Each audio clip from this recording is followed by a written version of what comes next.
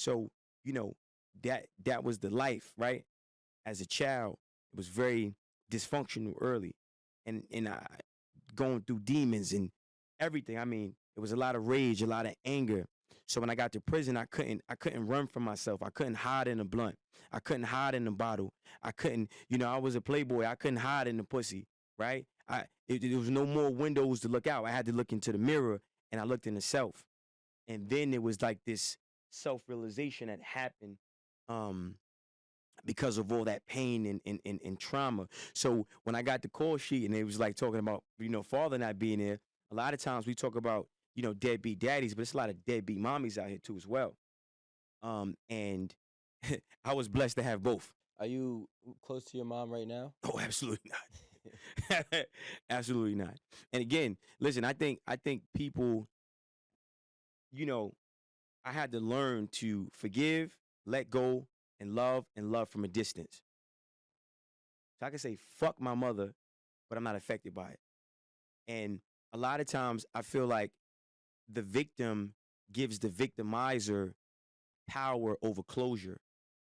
And I spent a long time in life waiting for that closure, waiting for mommy to be like, I'm sorry, and I spent a small portion of life trying to find the love I never got from my mother in a woman. And then I had to realize that a woman can't give you a mother's love. A woman can give you a woman's love, just as powerful and sometimes even more powerful if you didn't have a mother to give you love. So I had to realize that, separate the two, forgive my mother, love her from a distance, and take the power of closure out of her hands, put it in the hands of God, and that's where my healing and closure came from. Yeah. Do you think, all right, if somebody said, Smart, what's your ideology or definition of forgiveness? How would you how would you define forgiving? For See, I gotta break shit up, right? I like words, right? Etymology. So it's not for me, it's for you. It's for you, victimizer. And I'm giving the energy back. You can hold that. And I'm free and I'm moving on. I'm letting it go. And a lot of times, we have to learn how to let go of shit. I had to learn. My mother's evil. Now, if you have a good mother, appreciate her. We're not mommy bashing over here.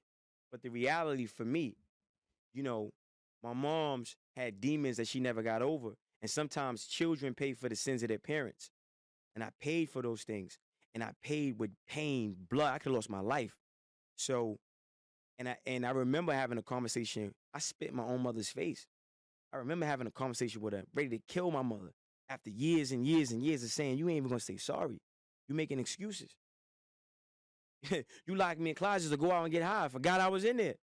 And I figured out how to get out the closet. And then when you came home, you beat me within the inch of my life. Like, why you out the what? Like, man, listen, I'm not gonna, so how I feel about forgiveness is that energy is for the victimizer.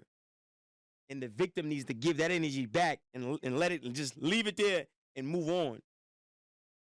Because if you keep trying to forgive or wait for the person to say sorry or to conjure up the strength to be strong enough to say, I forgive you, that's too much, man. I ain't doing all that. Fuck you. I'm keeping it moving. And then I'm gonna forget you. I'm gonna leave it alone. It's like an animal. You ever see a beast in the jungle? If you capture a beast in the jungle and you tie it to a tree and it's and you leave it there and you drive away, you know what's gonna happen to the beast? That shit gonna die. It's gonna get tired. It's But like, so I asked you because I think that, and this is my perspective, for though, sure. you feel me? Forgiveness is not for them; it's for both, Okay. right? It's just a simple concept, right? Okay. But I think that the best thing to do when you forgive somebody, and I actually said this before on the table, because I had a lot of similar pain, different hmm shit, but same ball game, right?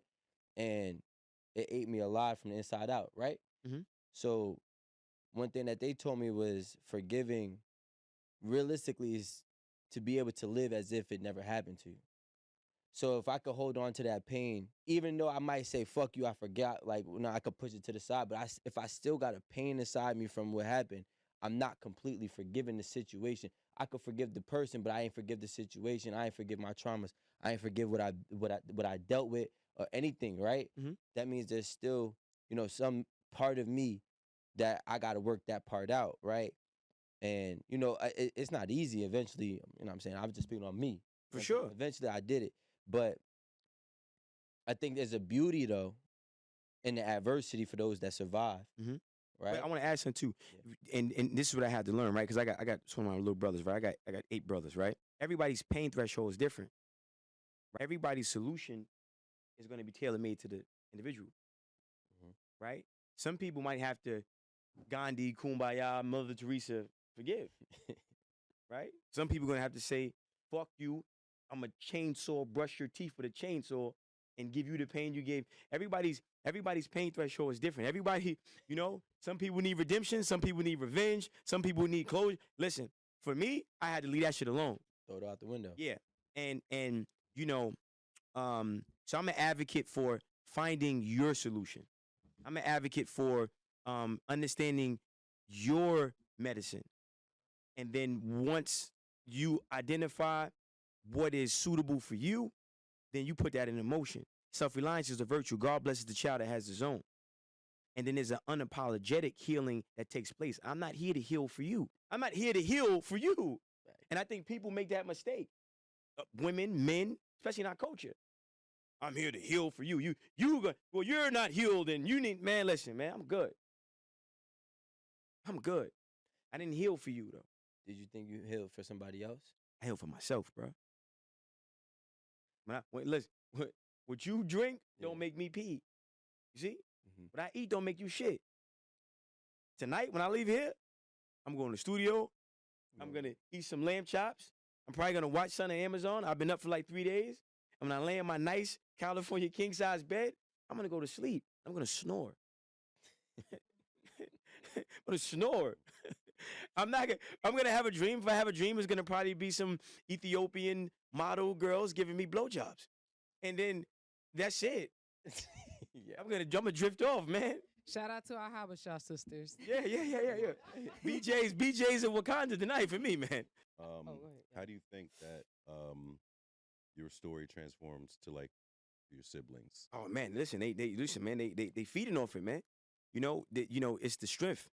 But again, everybody's pain threshold is different, and I learned this from my brothers. 'Cause I got a baby brother that you know I've done things for him, and I gave him access to resources that if I would have had access to, man, I would have skyrocketed. And he didn't.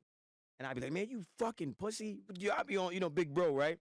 And I had to realize that, wait a minute. For some, a broken nail feels like a broken finger. And then a broken finger for some feels like a broken spine. And then for some, a broken spine feels like a broken nail. I'm the broken spine, broken nail kind of a guy, Mm. right?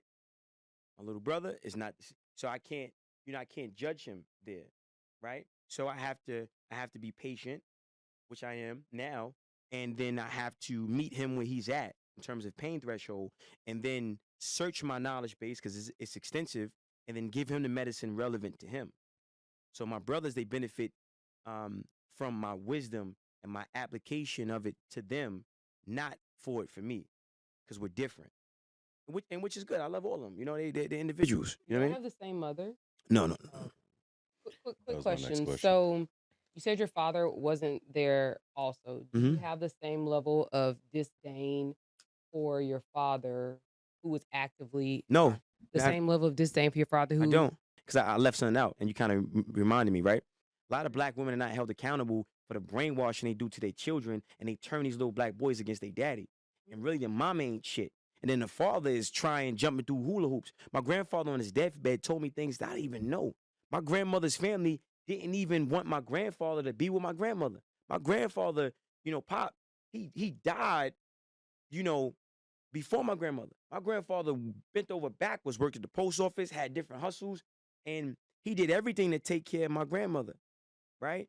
And the family didn't even approve of it. It was like this weird shit, right? And my grandfather was telling me certain things, and I was like, damn, you know, we don't realize a lot of black men go through a lot of shit, and then they don't have fathers. And then a lot of them succumb to the pressure. And it's a lot of lies. It's a lot of, you know, keeping the baby away. And then the men get to the breaking point and they dip. Doesn't make it right. That's wrong too. But if they don't understand that, you know, they have to weather that storm because the the the the tomorrow is going to be better than today, but they don't have that wisdom. They don't have that tutelage, right? And nobody talks about that deadbeat dad. It's a lot of deadbeat mothers. And you obviously have a certain disdain for your mom. Right. Would you equate the two? Because your father did, I guess, for whatever reason, choose not to be there, and your mom was obviously not a great mother. What's She ain't not a great mother. She wasn't a mother at all. My father chose not to be there. He was wrong for that. My mother chose to try to kill me multiple times while she was there. I was molested by my mother. We're not gonna swing past that. I was molested by my mother. My mother tried to make me overdose on Tylenol. My mother literally tried to throw me down an incinerator. My mother tried to suffocate me. My mother tried to starve me. Okay? So fuck all that. My pops is wrong because he bounced. All right, cool. Have you met him? Yeah. You know, but I'm saying it, I'm focusing on the mother because black women hate to be held accountable. They hate to. Do we? Yeah, absolutely. Absolutely. Oh, listen, and let me tell you something. I'm very well read. So I don't speak nothing. No, I'm not irrational. I'm not emotional. I'm very surgical with my information. I mean, I believe this. So, Right. but you know what I'm saying? You Yeah, give me yeah. your perspective. Oh yeah, I have one. Do you feel as if the men, all men, I'm not even going to give it to black and white, but let's just say all men for now. Let's talk black men. I don't. All right. For me, like even with my tour, what I'm doing, right? Like by this time next year, I'm giving out reparations. I'm doing a lot in my community, right? And for black people. I don't care, but I'm talking about black people. My whole message point is for us. Now, when you talk about slavery, right? We talk about systemic racism. We talk about the Willie Lynch letter, right? We talk about, the black man is God, right? We talk about, the greatest soldier in a white man's army being the black woman and the black woman being the pawn. And then they figured out early on through slavery that because they were killing us, right? But they figured out if we get the black woman, or we get the whole joint. Mm-hmm. Okay, so You know why? Go ahead. I want you to explain why, because I think it needs. but I get to that, but I want to finish the messaging point, right? I like to keep it cohesive for myself. I might forget a lot of information here. So what they did was they made the black woman hyper masculine, right? And they made you and me as we're studs. We're gonna be in the field. We're handy, right? And I think, and I'm trying to kind of connect it all because he made a valid point, right? The government empowered black women to strategically move the position of power from the black man, Remove the power from the black man. right? Yeah. So now the black woman in that instance becomes drunk off this power, and then she has a disdain for the black man, and then it becomes perpetuated over generations. So with slavery, what they did was they take us, they call it buck breaking. They do it, gang bang us, rape us, In cut front our of them. balls off in front of the black woman, and then before they kill the black man, they'll make the black, after they did him dusty, they'll chain him up, Embarrassing. right? Look, they'll chain him up, right? They'll chain him up, beat him within an inch of his life, and then unchain him, and then rape and do that to the woman. And then the woman is looking at the man like, come save me, but mentally he's dead. He doesn't even have no fight in him. So now she doesn't even have no respect for you. You fast forward to this generation, black women don't respect black men at all. And when you understand that, and it's a lot, so I'm trying to make it like simple, right? Because a lot of people, they respond emotionally and not intellectually. And there's no empathy for black men. There's no sympathy for black men. You don't even love black men. You don't even know who we are. You don't give a fuck about us. Pay my bills, eat my ass, and that's it. Facts. Okay? So it's important that black men understand what was done to us and why it was done to us. It's also important that black women understand their position in systematic racism and how they're being utilized to destroy their whole family and their whole community and whole generation. Okay?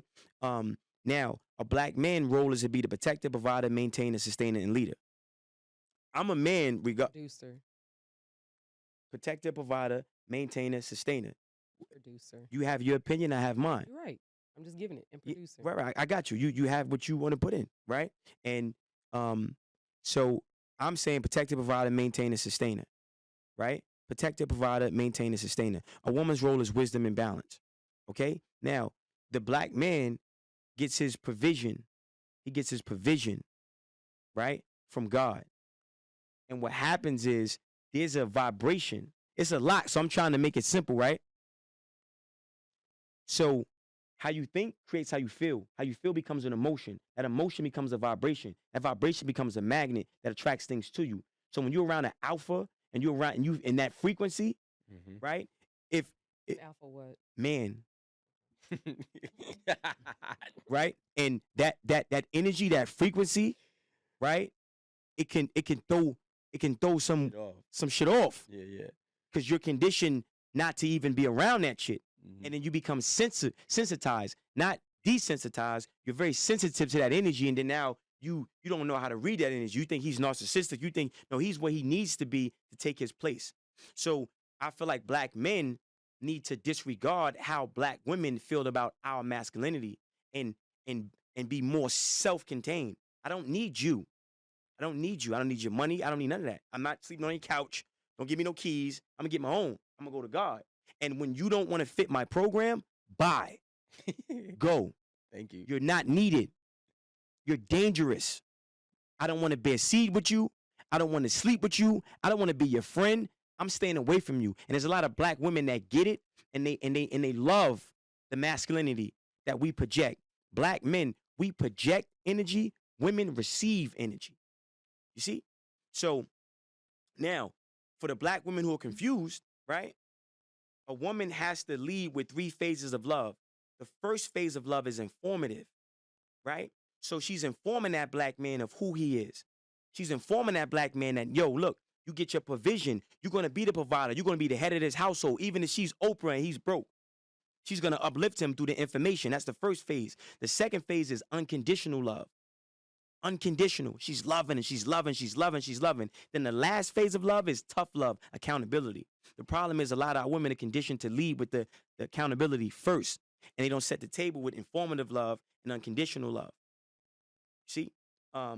Which comes off as disrespect and combative. All the time. Yeah. But again, this is why black men need to be in tune with self. And when that woman is argumentative and she want to talk and every 5 minutes she want to get a word in and she just can't shut the fuck up, let her go. Don't beat on her. Don't catch no cases. Let her go. Literally let her go. Yep. And you vet her with your frequency. You vet her with your vibration. I walk in some rooms and I get around certain black women and I start talking, they can't stand me. Good. Goodbye. Good. Bye. Why is that they can't stand you? Because I just told you, a lot of black women are not used to a black man that has confidence. A lot of black women are not used to a black man who. Wait. I just want to clarify. You saying that black women can't stand you because of your confidence? 1,000,000%. A lot of them. I think it's Because hold on, because I'm a nigga, I'm a op, I'm a blood, I'm a fuck boy. Wait, I'm a trick. Who are saying these things? We're saying what I'm. You got to understand That's this what is I'm for the asking because camera. I don't. I got you, but I'm saying it right. So you maybe you understand later, maybe you won't. It's okay. Well, I'm no, a op. no, just hold on one second. Yeah. I'm asking questions because we have an audience. No, for sure. And I want our audience to understand what you're saying. They do understand. No, it's cool. I know my audience. So what Right. I'm saying is that I just want you to kind of be responsive when I'm asking you so that we can have clarity when we do our clips. That's all. The clips that make sense. I mean, I do this all the time. So I'm a op. Okay, sir. I'm a blood. I'm a crip. I'm a scammer. I'm a jack boy. I'm a nigga. I'm a rap. I'm everything but a god. everything but a man. And then they use music, right? They use crack in the 80s to break down black communities. Now they're using music, right, as a way to break down the communities. Every time you turn on a song, eat my ass, my butthole is brown, all this, right? Everywhere you turn, it's Crazy. black men are the only race of man that gets publicly disrespected by their women. Consistently. Like religiously. Yep. You see? So now when you come around as a black man and you know who you are, and you know you're the leader, you know I'm a god, she's a goddess. I'm a god though. I'm the original man. I'm not here to tell you who I am. I'm I'm him. Treated And accordingly. if you don't understand, it's not for you, it's not to be understood. And a lot of times black men, masculinity is application, not advocation. With everything that you believe, do you think that we have to re-educate the black woman? Hell no. Absolutely not. Listen, Noah's Ark, the ramp is up. And it's gonna rain, and a lot of sisters are gonna drown. Bye. Let me tell you something. I just told you in the beginning. Look, the greatest soldier in the white man's army is the black woman. It's a lot of black women. Listen, it's a lot of brothers that lost their lives, that literally died, wasted time trying to build. Listen, did everything right. Got married, babies, listen, everything. And a woman set him up, got him killed, and took the money and ran with a Chinese man. You feel me? So, black men need to have confidence. Listen, you know how beautiful you are? You know how beautiful you are? You know how beautiful you are? You know how beautiful you are? I know I look good. I'm not sitting here, shorty, there's a door that way. Beat it. I love it. And let me tell you something. And that's the scary thing, right? Because that's the accountability, right? Because if you listen, how can I have a family with you? How can I think about it? Listen, you want to dress like a whore, you want to wear the pants, you don't know when to shut up, you have no wisdom, you're not a nurturer.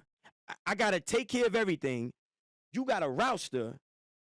Yo, what am I? Are you crazy? I'm cool. If I get sick, you ain't got soup for me. If I'm on fire, you won't even pee on me. I'm equivalent to this cup holster that she's having right here. Another slave. I'm cool. She can go. Facts. Fuck that. I think you can re-educate. Let me tell you something. You got women, right? You got some women, like real shit, that hate black men. You hate everything about me. I'm a god. I'm beautiful. So you mean to tell? I'm not saying you. Don't make it personal. I'm saying I'm generalizing, right? And black men need to have that. That's part of the problem. You're saying black. It's not a problem. Right. It's not a problem at all. The problem is no. No, we are semantics. Because a lot of black women say black men all the time. No. My name is Smart, not Sir. We shouldn't be. Okay, Smart. Thank you. The thing is that in making generalizations, you use and you said you're a wordsmith, right? Speaking how I want to speak. Understood. But Okay. you're saying you're not using you're using generalizations, right? But generalizations don't apply to all. So I think the reason why Only a hit dog is gonna holler. Okay, sir. I agree. My name is Smart, not Sir.